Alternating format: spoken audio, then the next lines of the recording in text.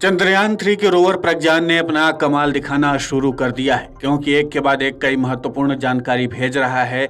लेकिन अब की बार जो जानकारी भेजी है वो वैज्ञानिकों के लिए काफ़ी महत्वपूर्ण है और यही कारण है कि इसरो ने अपने आधिकारिक वेबसाइट में चंद्रयान-3 के रोवर प्रज्ञान की तरफ से भेजी गई जानकारी को साझा किया है। और दरअसल इसरो ने बताया कि मंगलवार को प्रज्ञान रोवर के जरिए चांद पर ऑक्सीजन होने की पुष्टि हुई है। चंद्रयान-3 रोवर ने चांद की सतह पर ऑक्सीजन की पुष्टि की है। इसके अलावा चंद्रमा की सतह पर एल्यूमिनियम यानी कि Ai, सल्फर यानी S, कैल्शियम यानी Ca, आयरन यानी Fe, क्रोमियम यानी Cr और टाइटेनियम यानी Ti की मौजूदगी का भी खुलासा हुआ है। चांद की सतह पर मैंगनीज यानी Mn और सिलिकॉन यानी C की उपस्थिति का भी पता चला है। इसरो के मुताबिक हाइड्रोजन की मौजूदगी के संबंध में गहन जांच चल रही है। दरअसल रोवर पर लगे लेजर युक्त ब्रेकडाउन स्पेक्ट्रोस्कोपी उपकरण ने दक्षिणी ध्रुव के पास चांद की सतह मौलिक संरचना पर पहली बार इन सीटू मूल्यांकन किया है। LIBS एक वैज्ञानिक तकनीक है जो सामग्रियों को तीव्र लेजर पल्स के संपर्क में लाकर उसकी संरचना का विश्लेषण करती है। LIBS पेलोड को electro optics system ISRO Bengaluru की प्रयोगशाला में विकसित किया गया है।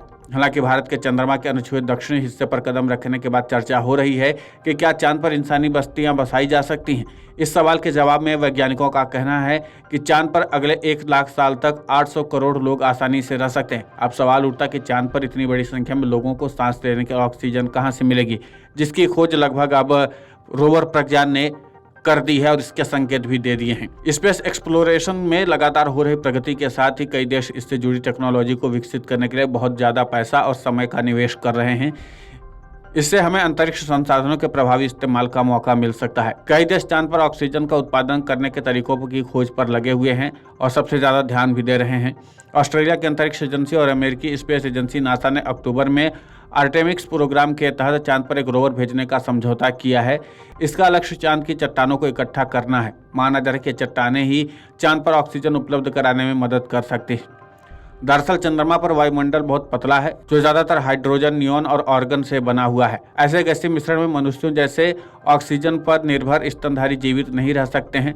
वैज्ञानिकों का कहना है कि असल में चांद पर प्रचुर मात्रा में ऑक्सीजन उपलब्ध है। वैज्ञानिकों के मुताबिक चांद पर उपलब्ध ऑक्सीजन गैसीय रूप में नहीं है, ये रेजोलिथ के अंदर फंसी हुई है। बता दें कि चंद्रमा की सतह को कवर करने वाली चट्टान महीन धूल की परत को रेजोलिथ कहा जाता है। अब सवाल उठता है कि अगर रेजोलिथ से ऑक्सीजन निकाल लें तो क्या चांद पर मानव जीवन को बनाए रखने के लिए पर्याप्त होगी। वैज्ञानिकों का कहना है कि ऑक्सीजन हमारे आसपास की जमीन में मौजूद कई खनिजों में पाई जाती है। चंद्रमा भी ज्यादातर उन्हीं चट्टानों से बना है जो पृथ्वी पर है। हालांकि इसमें कुछ ज्यादा मात्रा में उल्काओं के आने वाली सामग्री भी होती है, लेकिन अब फिलहाल प्रज्ञान ने अपना कमाल दिखाना शुरू कर दिया है। ऐसे में देखना दिलचस्प होगा कि आगे और रोवर प्रज्ञान क्या क्या जानकारी भेजता है। Video desk अमरुजाला.com। अमर उजाला अब आपके टीवी पर भी। अपने स्मार्ट टीवी पर YouTube पर सर्च करें अमर उजाला, चैनल सब्सक्राइब करें और देखें ताजा खबरें, वो भी HD क्वालिटी में। और हाँ, बेल आइकन दबाना ना भूलें ताकि हर खबर हो आपके घर। अमर उजाला, निष्पक्ष, निर्भीक, निरंतर।